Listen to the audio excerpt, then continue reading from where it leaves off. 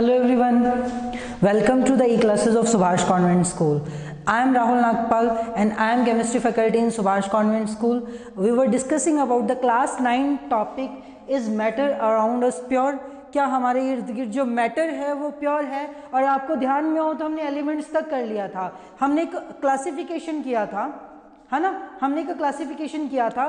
वो क्लासिफिकेशन क्या था? जो मैटर है ये मैंने करवा दिया था, एक लेआउट दोबारा दे रहा हूँ बेटा। मैटर को दो तरह से क्लासिफाई किया जा सकता है, मैटर को दो तरह से क्लासिफाई किया जा सकता है। One is the physical classification, एक होती है फिजिकल क्लासिफिकेशन और एक फिजिकल होती है, तो दूसरी भैया कौन सी होती है? दूसरी क्लासिफिकेशन होती है अपने पास, दूसरी क्लासिफिकेशन कौन सी होती है बेटा अपने पास? Chemical classification. एक फिजिकल है तो दूसरी कौन सी क्लासिफिकेशन है? केमिकल कॉन्स्टिट्यूएंटल क्लासिफिकेशन भी बोलते हैं ऐसे ना, ठीक है।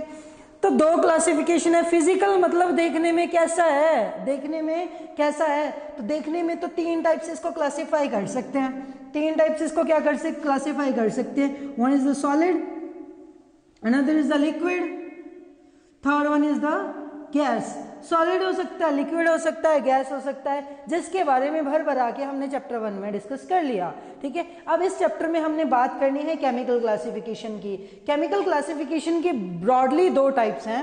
One is the pure substances, one is the pure substances and second one is the mixtures, and second one is the mixtures. अब हम कर क्या रहे थे? हम बात कर रहे थे प्योर सब्सटेंसेस के बारे में। किसके बारे में बात कर रहे थे? प्योर सब्सटेंसेस के बारे में। प्योर सब्सटेंसेस के बारे में हमने बात की थी, एक होते हैं एलिमेंट्स।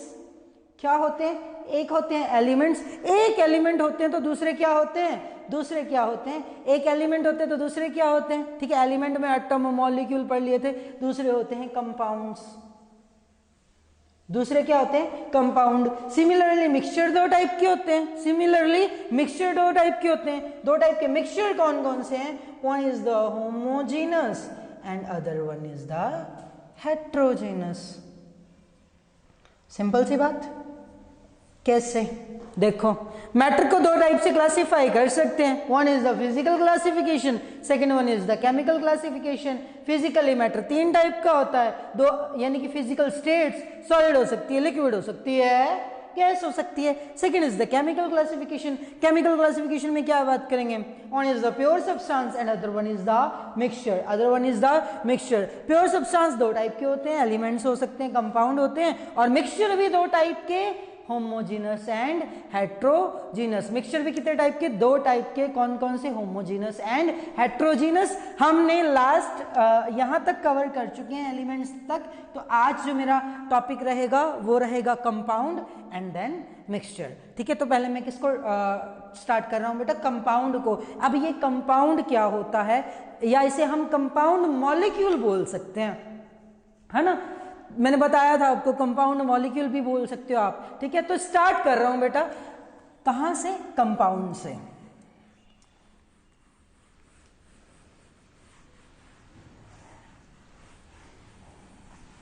कंपाउंड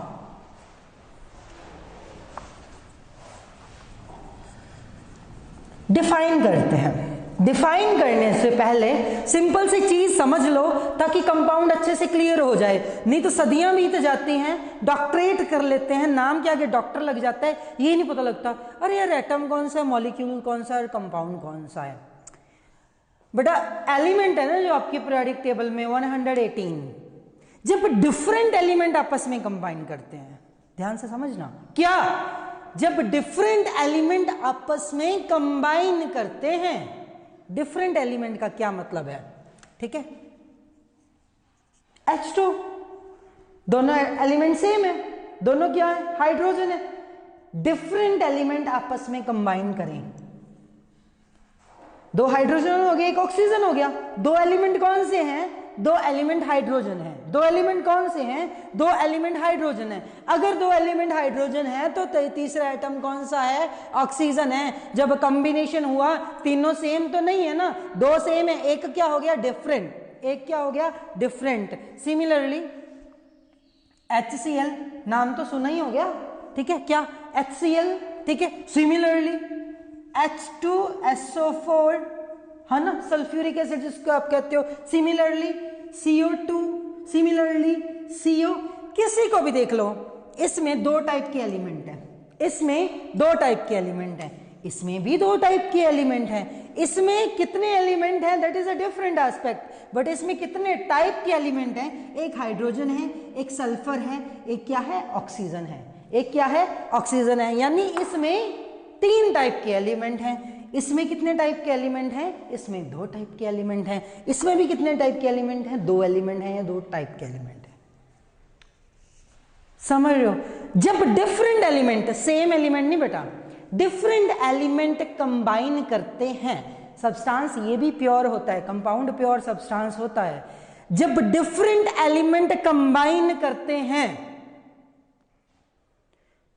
दो हो सकते हैं, अब कंबाइन करने के लिए एक तो होगा नहीं, दो तो होंगे ही होंगे, ठीक है, जुड़ना है दो ही जुड़ेंगे, अकेला किससे जुड़ता भी रहेगा, यानी कि एलिमेंट मिनिमम कितने होंगे, टू होंगे, मिनिमम कितने होंगे, टू होंगे, टू है, ठीक है, यहाँ पे थ्री है वैसे, but minimum type of element two है, यहाँ पे तीन है, दो भी हो सकते हैं, यानी कि एक नहीं हो सकता, एक नहीं हो सकता, दो तो होंगे ही होंगे, दो भी हो सकते हैं, दो से ज्यादा भी हो सकते हैं, to or more than to, to or more than to, होने कौन से चाहिए, सेम या डिफरेंट, सोचो, अभी बताया डिफरेंट होने चाहिए, क्या होने चाहिए, डिफरेंट होने चाहिए, तो यहीं से ही डेफिनेशन निकल जाएगी किसकी बेटा, कंपाउंड की। अब डेफिनेशन को बड़ी आराम से समझना है, क्या इसको मैं एक बार इरेज कर रहा हूं, दोबारा लिख दूंगा, ठीक है।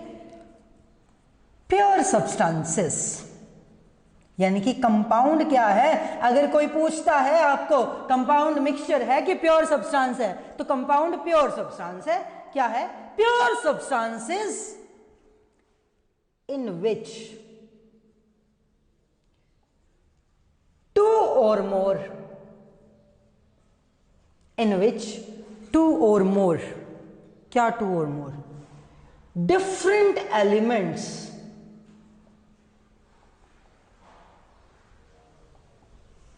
ठीक है, different elements combine in fixed proportion by mass। अब कहोगे सर यहां तक तो समझा दिया, ये क्या है, ये समझा दो, यहां तक समझ आ गया ना। Compound pure substances in which two or more different elements combine in fixed proportion by mass, यहां तक आपको समझ में आ गया जो मैंने आपको समझा दिया, combine in fixed proportion by मास। मैंने सिर्फ आपको दो एग्जांपल देनी है, उसे समझने की कोशिश करना। वाटर का फॉर्मूला आता है, हाँ जी आता है, H2O, है ना, H2O। कार्बन डाइऑक्साइड का फॉर्मूला आता है, हाँ जी आता है, क्या है, CO2, क्या, CO2। बेटा हर एलिमेंट का जैसे एटॉमिक नंबर है, और क्लास 8th में मैंने आपको 30 तक बताए हैं, है ना, जैसे हर एलिमेंट का एटॉमिक नंबर है, वैसे हर एलिमेंट का कुछ ना कुछ मास तो होगा, कुछ ना कुछ मास तो होगा, और वो मास एग्जैक्टली मेजर करके मेजर्ड है, ये नहीं कि हमें रख के तोलना है, वो फिक्स्ड है, वो क्या है बेटा, वो फिक्स्ड है। और थर्ड चैप्टर में एंड फोर्थ चैप्टर में उसके बारे में बात करेंगे कि वो फिक्स कैसे किया गया। कुछ एक एलिमेंट्स के मास मैं आपको बता रहा हूं, अभी के लिए माइंड में सेटअप कर लेना, थर्ड चैप्टर में अपन डिटेल में डिस्कस करेंगे कि वो मास कैसे आए, वो मास कैसे आए। अभी के लिए क्या बेटा, उनको फिक्स कर लेना अपने माइंड में कि किसी एलिमेंट का मास कितना है, किसी एलिमेंट का मास कितना है, ठीक है बेटा। हाइड्रोजन का मास होता है 1, कितना होता है 1, इसके आगे यू लगा देते हैं, क्या लगा देते हैं, यू, इसके यूनिट्स हैं, 1 यूनिट, जिसको यूनिफाइड स्केल भी बोलते हैं, ठीक है। ये क्या है, ये कौन से चैप्टर में पढ़ेंगे, नेक्स्ट चैप्टर में पढ़ेंगे, सेकंड चैप्टर थर्ड आने वाला है, बस छोटी सी बात है, ठीक है। तो एक बार के लिए याद कर लेना, हाइड्रोजन का कितना है 1 यू, ऑक्सीजन का कितना है 16 यू, ऑक्सीजन का कितना है 16 यू, कार्बन का कितना है 12 यू, कार्बन का कितना है 12 यू, सोडियम का कितना है, सोडियम का कितना है 23 यू, कितना है 23 यू, क्लोरीन का कितना है 35.5 यू। ये कहां से आए, ये कैसे आए, अभी दिमाग मत लगाना, दिमाग जब लगाना होगा तब मैं बता दूंगा भी ये मास हम कैसे ले रहे हैं, ठीक है। मुझे जो चीज समझानी है वो ये समझानी है, हाइड्रोजन का मास 1u है, ठीक है। वाटर को उठा लिया, किसको उठा लिया, वाटर को। अब मुझे ये बताओ कि वाटर का मास कितना होगा, वाटर का मास कितना होगा, कोई मुझे ये बता सकता है वाटर का मास कितना होगा। एक हाइड्रोजन का कितना है 1u, हाइड्रोजन कितने हैं 2 हाइड्रोजन है, ठीक है। तो 1u प्लस 1u, ये बात समझ में आ गई। वाटर एक कंपाउंड मॉलिक्यूल है और इसमें कितने हाइड्रोजन हैं, इसमें 2 हाइड्रोजन है। इसमें कितने हाइड्रोजन हैं, इसमें 2 हाइड्रोजन है, ठीक है। तो एक हाइड्रोजन का मास 1u और दूसरे का भी कितना बेटा 1u, दूसरे का भी कितना 1u। तो इस ऑक्सीजन का कितना है 16u, इस ऑक्सीजन का कितना है 16u, 16u plus 1u plus 1u is equal to 18u। तो मास कितना हो गया 18u हो गया, कितना हो गया 18u हो गया, ठीक है। कैसे निकालते हैं मासेस, कहां से आए, कैसे आए, 3rd चैप्टर में पढ़ेंगे। मैं क्या कहना चाहता हूं, ठीक है, दूसरा तरीका क्या है, ये भी तो लिख सकते हैं ना, हाइड्रोजन का 1 है तो हाइड्रोजन कितने हैं 2 हैं तो मल्टीप्लाई कर दो, प्लस ऑक्सीजन का कितना है यहाँ पे 16, कितना है 16, कितना है बेटा 16। फिक्स्ड प्रोपोर्शन बाय मास का क्या मतलब है, फिक्स्ड प्रोपोर्शन बाय मास का क्या मतलब है। मैं समझता हूं कि ये आप लोगों को समझ आ गया होगा, मैं समझता हूं कि ये आप लोगों को समझ आ गया होगा, ठीक है। 1u plus 1u plus 16u is equal to 18u, ठीक है। इस 18u में से, इस 18u में से, इस 18u में से हाइड्रोजन नेट कितना है, नेट हाइड्रोजन कितना है 2, नेट हाइड्रोजन कितना है 2, नेट ऑक्सीजन कितना है, नेट ऑक्सीजन कितना है 16, नेट ऑक्सीजन कितना है 16। अगर मैं आपको ये पूछ लूं वाटर में, ध्यान से सोचना समझना बेटा, पहली बार इस चीज को टैकल कर रहे हो, बहुत इजी चीज है, ठीक है। अब इस, अगर मैं कह दूं कि आपके पास एक वाटर का मॉलिक्यूल है, आपके पास एक वाटर कंपाउंड मॉलिक्यूल है, वाटर कौन सा मॉलिक्यूल है, वाटर कंपाउंड मॉलिक्यूल है, वाटर कौन सा मॉलिक्यूल है, वाटर कंपाउंड मॉलिक्यूल है, दिमाग में बिठा लेना, वाटर कौन सा मॉलिक्यूल है, वाटर कंपाउंड मॉलिक्यूल है। आपके पास एक कंपाउंड मॉलिक्यूल है, आपके पास क्या है, एक कंपाउंड मॉलिक्यूल है, आपके पास क्या है, एक कंपाउंड मॉलिक्यूल है, और वाटर एक कंपाउंड मॉलिक्यूल है, ठीक है। वाटर में ऑक्सीजन एंड हाइड्रोजन का रेशो कितना होगा, वाटर में ऑक्सीजन एंड हाइड्रोजन का रेशो कितना होगा, तो हाइड्रोजन कितना है 2, ठीक है। वाटर में ऑक्सीजन एंड हाइड्रोजन का रेशो कितना होगा, हाइड्रोजन ऑक्सीजन का रेशो कितना होगा 2 × 16, 2:16, रेशो तो यही होगा ना, ऑक्सीजन हाइड्रोजन का रेशो लेना तो ये, यानी कि 1:8, यानी कि 1:8, 2 से डिवाइड कर दिया मैंने सिंपली बेटा, ठीक है, 2 से डिवाइड कर दिया। तो यानी कि अगर आपके पास क्या है, आपके पास सिंपली मैं कह दूं आपके पास वाटर है, आपके पास क्या बेटा वाटर है, अगर उसमें 8 पार्ट अगर ऑक्सीजन के हैं और 1 पार्ट किसका होगा, हाइड्रोजन का होगा, ये बात समझ लेना। आपके पास वाटर है और आपके पास एक मग वाटर है, एक जग वाटर है, एक क्या है, जो मर्जी है, आपके पास जितना मर्जी पानी है, एक कंपाउंड मॉलिक्यूल के अंदर हाइड्रोजन एंड ऑक्सीजन की रेशो क्या रहेगी बेटा, हाइड्रोजन एंड ऑक्सीजन की रेशो 1:8 रहेगी हमेशा। पानी चाहे नलके का हो, पानी चाहे बोर का हो, पानी चाहे ट्यूबवेल का हो, पानी चाहे अटलांटिक महासागर से ले आना, कहां से मर्जी ले आना, प्रशांत महासागर से ले आना, हिंद महासागर से ले आना, जहां से किसी मर्जी पैसिफिक ओशियन से पानी को निकाल लेना, ठीक है। वाटर का फॉर्मूला रहेगा H2O, वाटर का फॉर्मूला क्या रहेगा H2O, चाहे वो पीने वाला पानी है चाहे वो नहाने वाला पानी है, वाटर का फॉर्मूला क्या रहेगा H2O।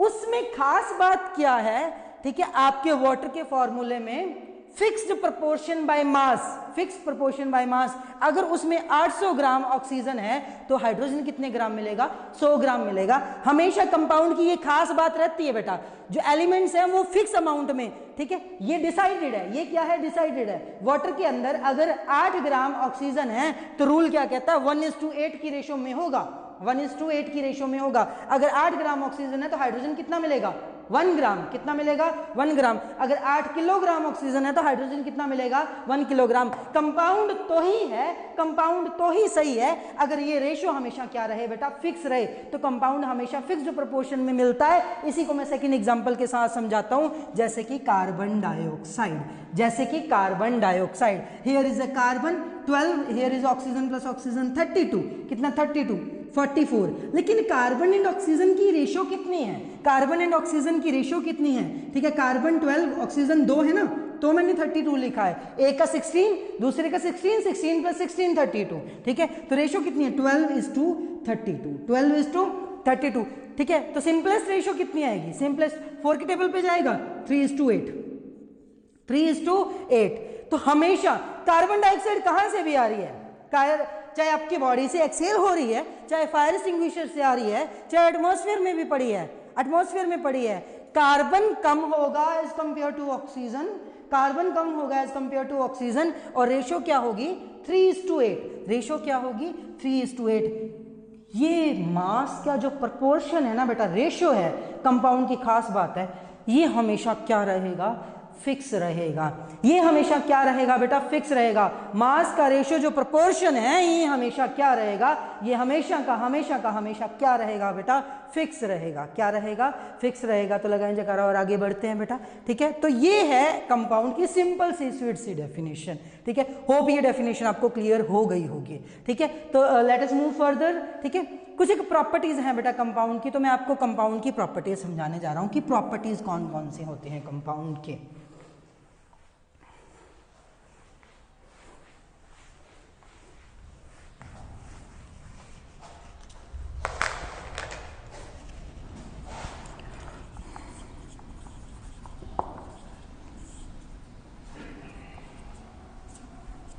पहली प्रॉपर्टी तो वही है, क्या, एक प्योर सब्सटेंस है in which different elements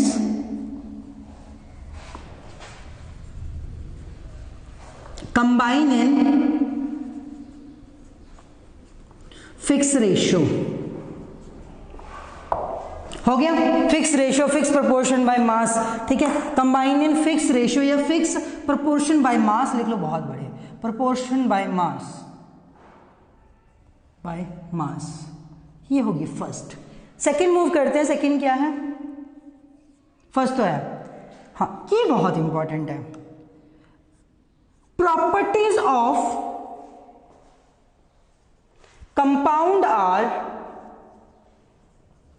entirely different from individual atoms।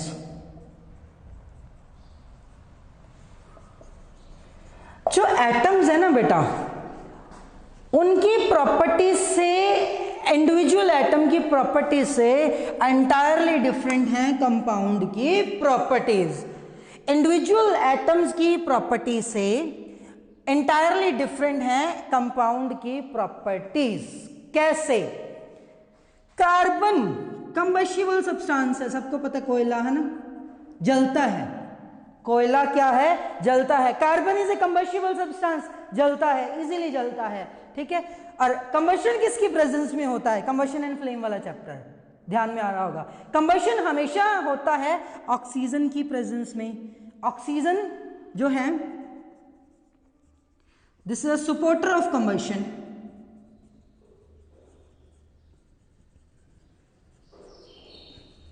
Carbon जलता है, कितनी अच्छी एग्जांपल है, कार्बन जलता है, ऑक्सीजन जलने में हेल्प करता है, समझ रहे हो, कार्बन जलता है, ऑक्सीजन जलने में हेल्प करता है।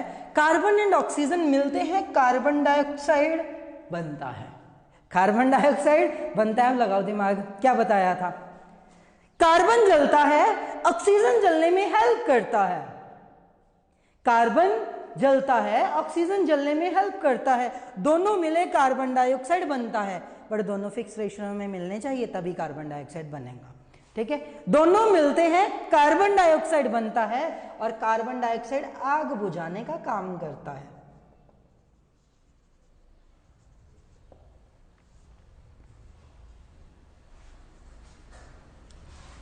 इसको एक सिंपल से एग्जांपल से समझाते हैं। आप धरती पे खड़े हो, ऊपर से एक कंटेनर में थोड़ी सी रेत भर ली जाती है, थोड़ी सी रेत भर ली जाती है, ठीक है, और उस कंटेनर की रेत को